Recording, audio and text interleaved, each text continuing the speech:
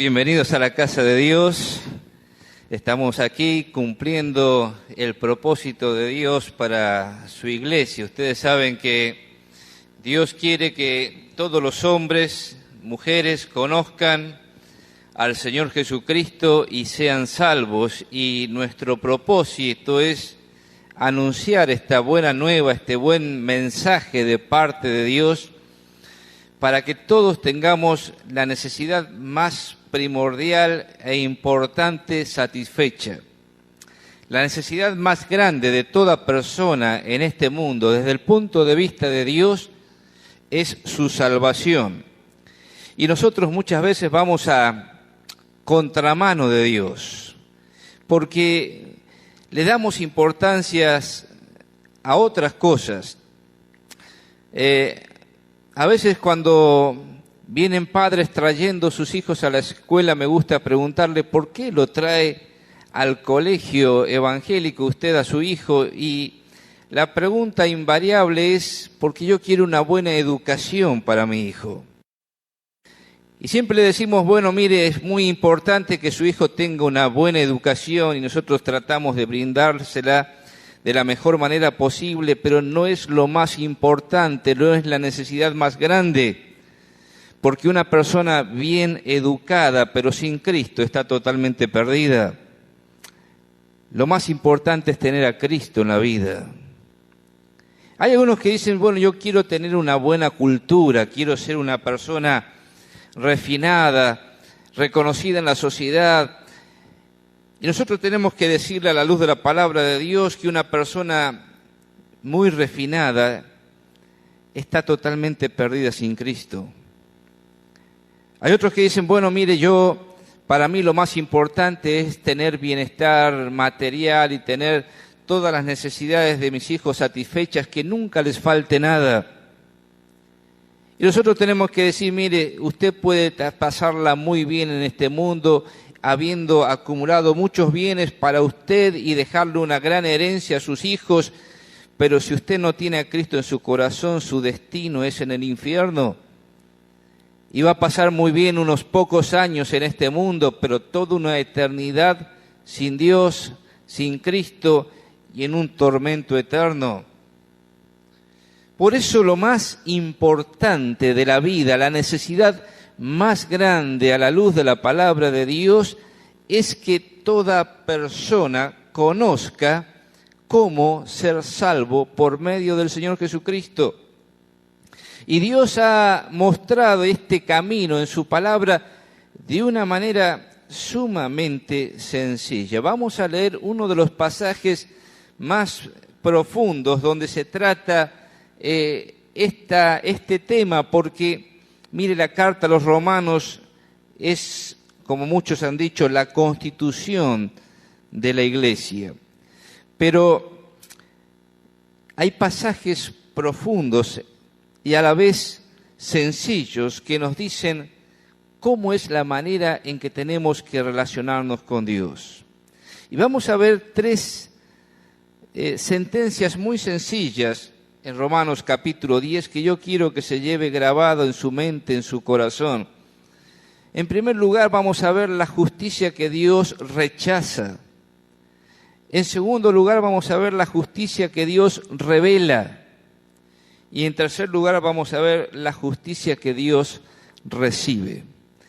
Romanos capítulo 10, vamos a tener allí abierta la palabra de Dios y vamos a analizar este pasaje brevemente, sencillamente en esta noche. Dice la palabra de Dios: hermanos, ciertamente el anhelo de mi corazón y mi oración a Dios por Israel es para salvación.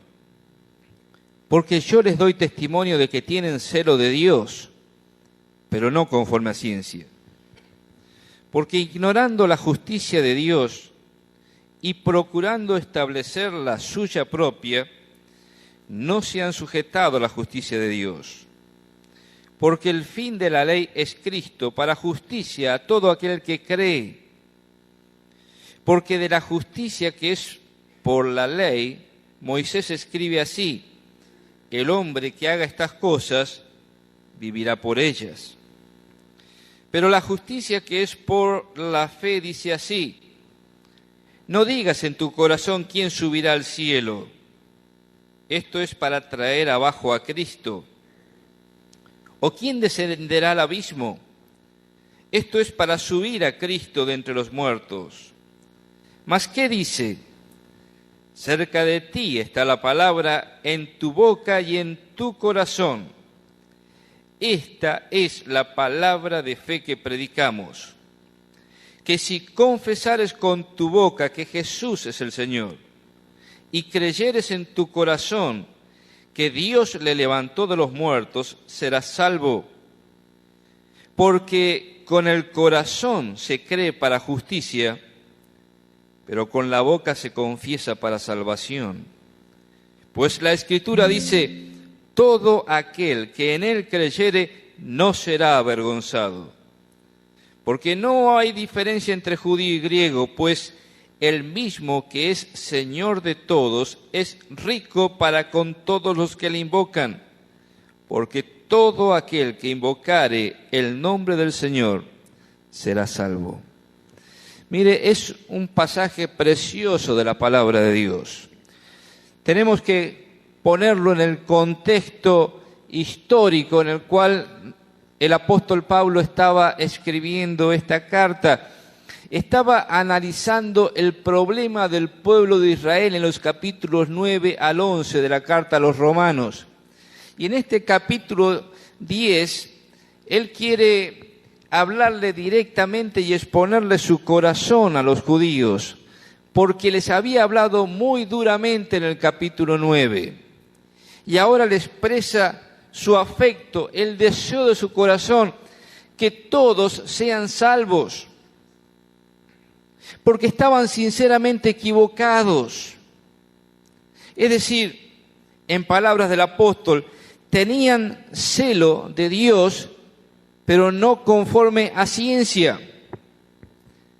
Es decir, estaban sinceramente equivocados.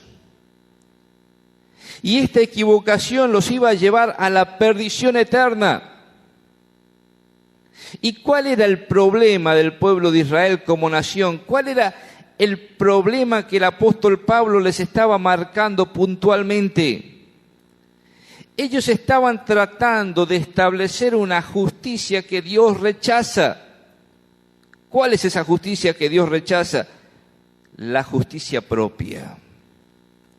El pueblo de Israel había sido formado, había sido educado, había crecido el israelita creyendo que por cumplir la ley de Moisés podía llegar a agradar a Dios, podía tener una relación correcta con Dios y podía pasar la eternidad junto a Dios. Y el apóstol Pablo les dice: miren, mis queridos hermanos israelitas, ustedes están totalmente equivocados y están totalmente perdidos.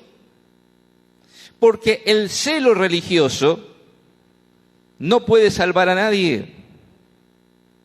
Los israelitas eran muy religiosos y muy apegados a la ley. Por ponerles un ejemplo, en uno de los libros apócrifos, en el libro de Macabeos, el cuarto libro de Macabeos, no es un libro inspirado, pero es un libro que nos cuenta historia del periodo intertestamentario, un periodo en el que Dios guarda silencio durante 400 años, pero hay una historia allí tremenda. El sacerdote Eleazar es llevado ante Antíoco Epífanes y este gobernante malvado quería erradicar a los judíos de la tierra. Y como sabía que los judíos no comían cerdo, le obligó al sacerdote Eleazar a que coma cerdo. Y él se negó rotundamente. Y dijo: Dios en la ley prohíbe que comamos cerdo. Entonces el gobernante mandó apalear al sacerdote. Y lo golpearon y lo lastimaron con látigos hasta desgarrarle la piel de tal forma que chorreaba sangre por todos lados, sus huesos quedaron al descubierto y un soldado lo maltrató a patadas hasta que ya estaba casi muerto. Y un soldado se compadeció de él y le trajo carne y le dijo: Eleazar, come y dile a Antíoco que es carne de cerdo. Eleazar dijo: no lo voy a hacer, porque soy fiel a la ley de Dios.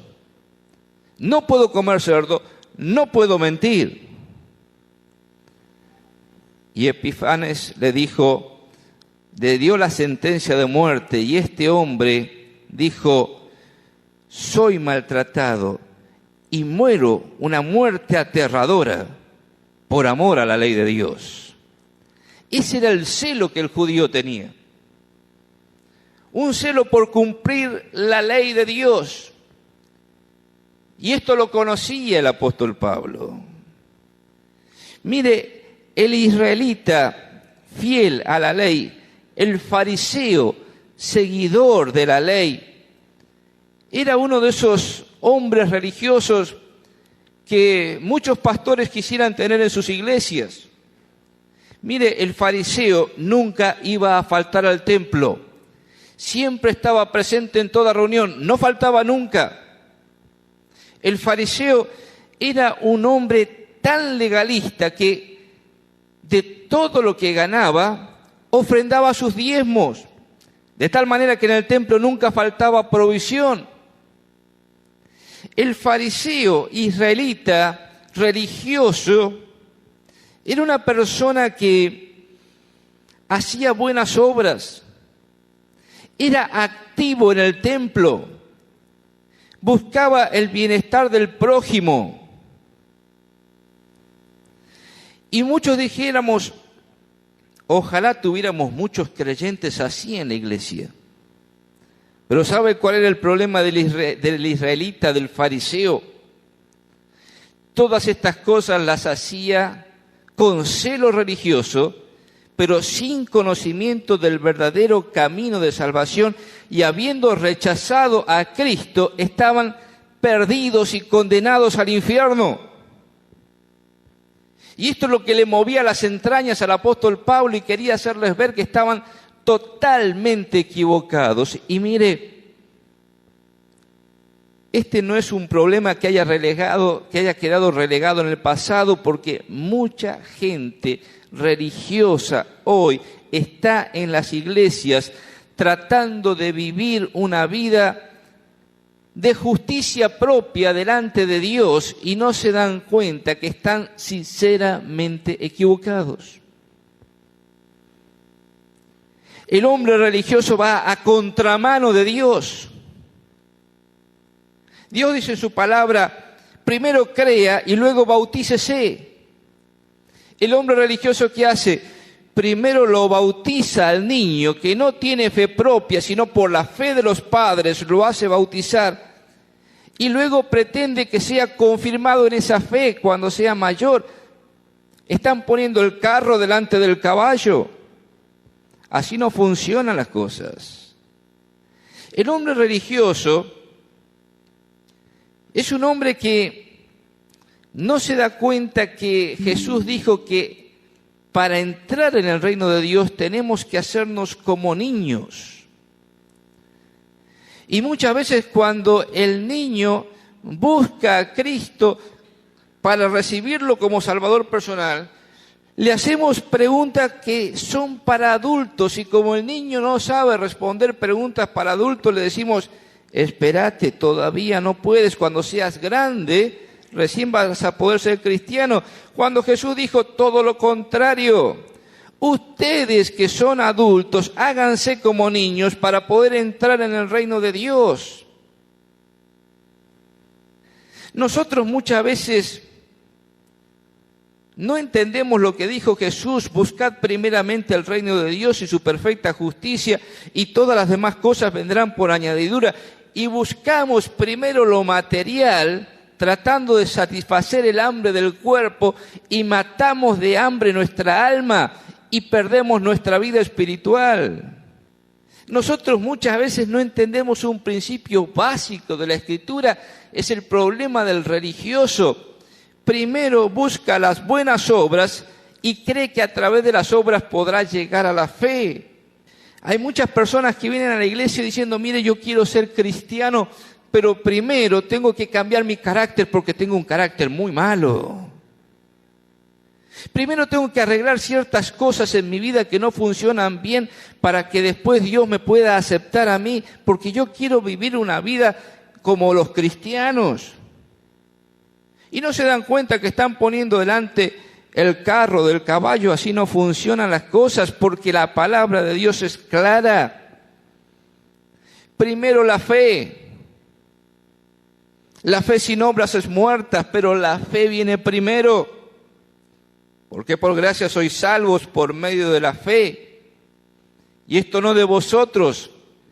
Es un don, es un regalo de Dios para que nadie se enorgullezca delante de Dios. Mire, yo quiero decirle sencillamente que la salvación que Dios ofrece no es un premio para el justo, sino un regalo para el culpable. Piénselo, entiéndalo.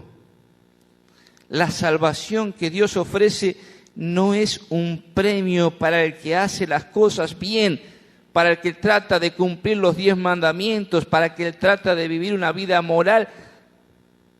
La salvación que Dios ofrece es un regalo para el hombre culpable, el hombre que se reconoce pecador en la presencia de Dios, que necesita recibir la salvación, que no puede ganar por sí mismo, por su propia justicia, sino que tiene que recibirla como un regalo de parte de Dios.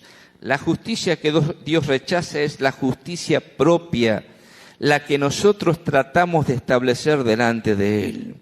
Pero en segundo lugar, la justicia que Dios revela. Hemos leído allí en los versículos 6 al 8 una mención que hace el apóstol Pablo a pasajes de Deuteronomio capítulo 30 en el Antiguo Testamento. ¿Cuál era la creencia de los israelitas? Nadie puede cumplir la ley de Dios. Si alguien puede alcanzar la ley de Dios y traerla a nosotros, entonces la vamos a cumplir. La idea es inaccesible llegar a Dios porque no conocemos bien la ley. Y tomando ese pasaje del Antiguo Testamento, el apóstol Pablo les dice, pero la justicia que es por la fe dice así, no digas en tu corazón quién subirá al cielo, esto es para traer abajo a Cristo. O quién descenderá al abismo, esto es para hacer subir a Cristo entre los muertos. Mas, ¿qué dice? Cerca de ti está la palabra en tu boca y en tu corazón. Esta es la palabra de fe que predicamos. Una cuestión fundamental que el apóstol Pablo quiere enfatizar, hablándonos de parte de Dios, es esta: la salvación está cercana. En Cristo, lo que estaba lejos para el hombre, lo que era inaccesible para el hombre, ha sido hecho cercano. No digas quién subirá al cielo, es imposible. Esto es para bajar a Cristo, pero Cristo ya vino, ya bajó. Una cosa que los religiosos no aceptaban en la época del apóstol Pablo y que todavía muchos religiosos y teólogos no aceptan hoy es la encarnación del Señor Jesucristo. Es que Jesús de Nazaret era Dios hecho carne, Dios habitando entre nosotros. Cristo como hombre perfecto cumpliendo a cabalidad la ley de Dios. Y el apóstol Pablo le dice, Dios ha revelado su justicia en Cristo. No digas quién descenderá al cielo. Esto es para traer a Cristo de los muertos. Es imposible que alguien descienda al Hades, al infierno. Pero en Cristo Jesús, Dios lo ha levantado entre los muertos, y esta es otra doctrina fundamental y cardinal del cristianismo, la resurrección corporal de Cristo entre los muertos. es que en Cristo se ha revelado la justicia de Dios. Y dice el apóstol Pablo, esta es la palabra de fe que predicamos. Dios se ha hecho carne y se ha revelado en Jesucristo como la gloria de Dios y como el fin de la ley. La ley por Moisés no fue dada, pero la gracia y la verdad vinieron por Jesucristo. Y esta palabra está muy cerca de tu boca y de tu corazón. Y lo único que tienes que hacer es recibir esta justicia de parte de Dios. Entonces, habiéndoles hablar de la justicia que Dios rechaza, habiéndoles hablado de la justicia que Dios revela, viene a explicar la justicia que Dios recibe. Y versículo 9 dice que si confesares con tu boca que Jesús es el Señor y creyeres en tu corazón que Dios le levantó de los muertos, serás salvo. Y en este versículo claro, sencillo, preciso, el apóstol nos habla de la justicia que Dios recibe, el único camino para encontrar la salvación. ¿Cuál es? Pasa directa y fundamentalmente por recibir esta palabra de Dios, predicada por los apóstoles, y que está tan cercana a nuestro corazón y a nuestra boca. ¿Qué es lo que tenemos que hacer? Confesar con nuestra boca que Jesucristo es el Señor. Primera cuestión fundamental, creer en el Señor que reina. Mire, la palabra Señor tuvo una evolución que es importante conocer. Primero se la trataba como un título de respeto, como hoy decimos Señor, como una cuestión de respeto a otra persona, de reconocimiento a otra persona. Pero luego en la historia pasó a denotar a aquellos emperadores romanos que se creía que eran divinos y se les llamaba Señor. Luego la connotación pasó a los dioses griegos y romanos y a ellos se les llamaba Señor, Kyrios, Kyrios Serapis, Kyrios Zeus. Entonces se hacía una concordancia entre lo que es un Señor y lo que es un Dios, un personaje divino. Pero hay un cuarto uso que tenemos que comprender. Cuando los judíos helenizados tradujeron el Antiguo Testamento al griego, la versión Septuaginta, cada vez que aparecía en el Antiguo Testamento la palabra Jehová, la traducían como Kyrios, como Señor. Y esto es lo que los cristianos primitivos tomaron para sí, comprendieron para sí y se jugaron la vida por esto. Porque cuando ellos decían el único Señor es Jesucristo, venían contracorriente del mundo, no podían creerlo en la cultura greco-romana, no podían aceptarlo los césares, emperadores romanos, iban contramano del mundo y fueron perseguidos a causa de esta fe. Entonces el apóstol Pablo dice, la salvación está cercana y se deja ver, se trasluce que una persona es salva cuando confiesa, cuando se pone de acuerdo con esta palabra de Dios y dice, confiesa, Jesucristo es Señor de mi vida. Jesucristo es Dios. Y Jesucristo como Dios es mi dueño. Y yo estoy dispuesto a entregarle las riendas de mi vida en su mano para que Él la dirija. estoy dispuesto a bajarme del trono de mi corazón y ponerlo el centro de mi vida al Señor Jesucristo como Rey, como Señor, como Dios. El apóstol dice, esta es la palabra que tienes que creer, esta es la palabra que tienes que recibir, esta es la palabra que tienes que confesar públicamente. Jesucristo es Señor. Mire lo que dijo Jesús en Mateo capítulo 10, versículo 32. A cualquiera, pues, que me confiese delante de los hombres, yo también le confesaré delante de mi Padre que está en los cielos. Y a cualquiera que me niegue delante de los hombres, yo también le negaré delante de mi Padre que está en los cielos. Una cuestión fundamental del testimonio cristiano, de la vida cristiana, de aquel que manifiesta su fe, su confianza en Cristo, es que pueda confesar con su boca, Jesucristo es el Señor.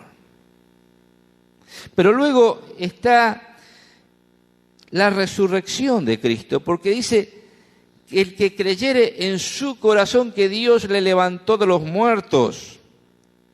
Mire, si decir que Jesucristo es Señor, es tener fe, creer en la encarnación, Dios hecho hombre, y este hombre Jesucristo, Señor de la vida. La segunda cuestión fundamental del cristianismo es creer de todo corazón que Dios lo levantó de los muertos. Y muchos dicen, yo creo. Es una fe histórica, es una fe intelectual. No es eso de lo que está hablando el apóstol Pablo aquí. Cuando el apóstol Pablo dice creer de todo corazón, está hablando del ser interior, del intelecto, de las emociones, de la voluntad rendida a Cristo como Señor. ¿Por qué? Porque es la creencia de que Cristo está vivo hoy. El verdadero creyente es uno que vive su fe, su creencia, su confianza puesto en un Cristo vivo. Pero no solamente que Cristo está vivo, sino que vive en mí. Yo te quiero preguntar en esta noche si tienes esa fe, esa confianza. Cristo vive y vive en mí.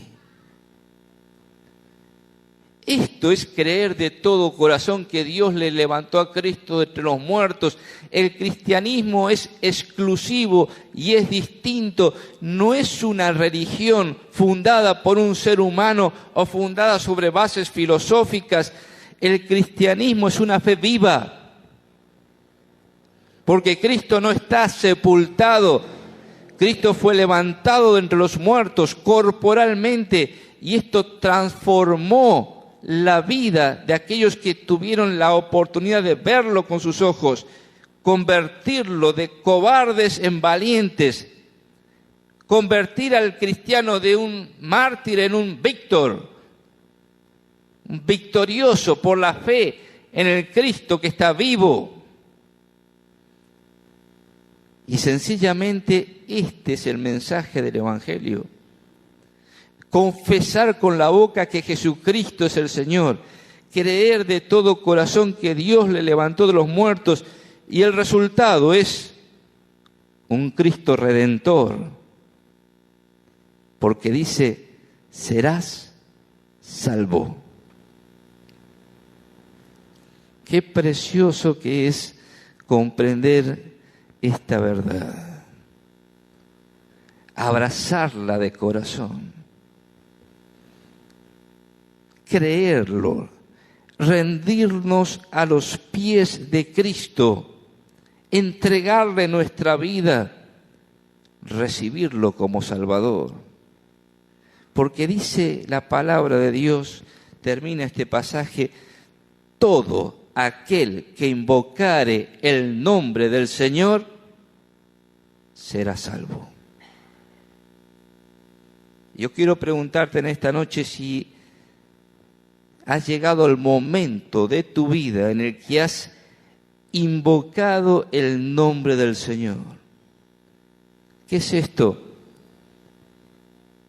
Un momento en tu vida en que le hayas dicho: Señor Jesús, reconozco que eres Dios hecho hombre.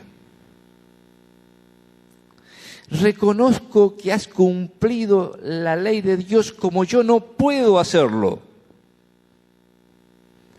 Y que has muerto en la cruz del Calvario ocupando mi lugar de pecador. Y que te has levantado de los muertos y estás vivo.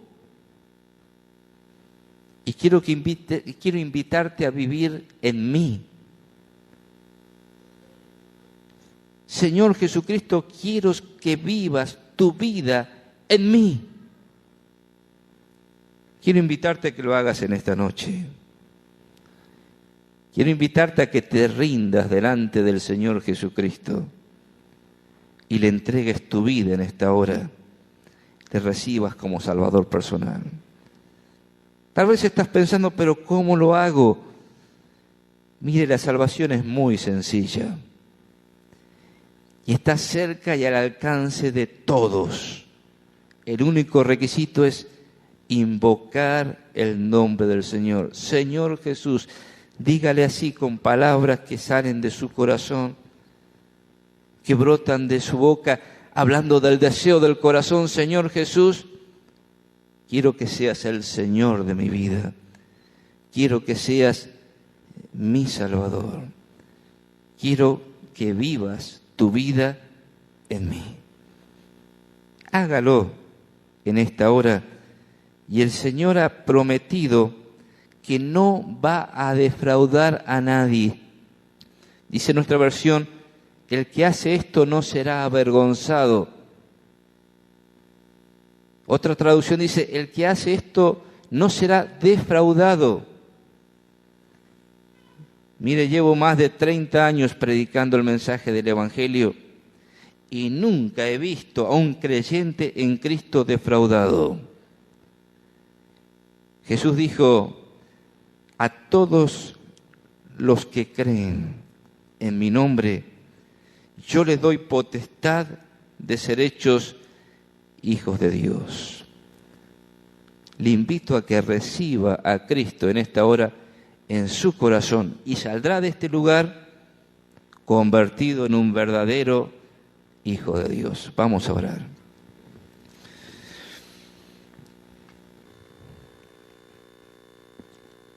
Bendito Dios y Padre Celestial, te damos gracias en esta noche que podemos abrir tu palabra y encontrar en pasajes tan profundos como este el sencillo camino de la salvación.